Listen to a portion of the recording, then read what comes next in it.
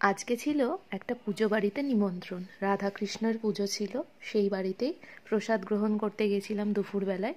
সেই ব্লগটাই তোমাদের সাথে শেয়ার করছি।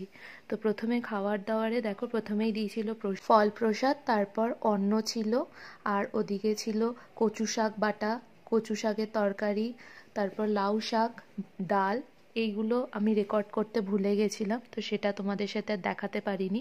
তারপরে দেখো দিয়ে দিয়েছিল বাসন্তী পোলাও, তার সাথে ছিল আলু পনির পটল দিয়ে একটা সবজি।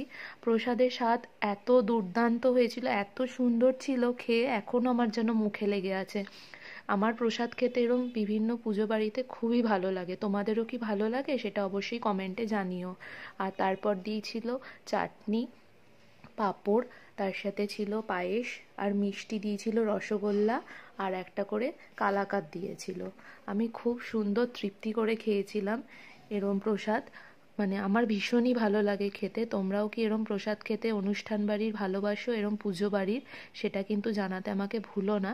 আর এই ভিডিওটা ভালো লাগলে ভিডিওটাকে প্লিজ সবাই লাইক করো, আর প্লিজ আমার চ্যানেলটা সাবস্ক্রাইব করে দাও। প্লিজ সবাই সাবস্ক্রাইব করো, আর ফেসবুক থেকে যারা দেখছো ফলো করে দিও। টাটা।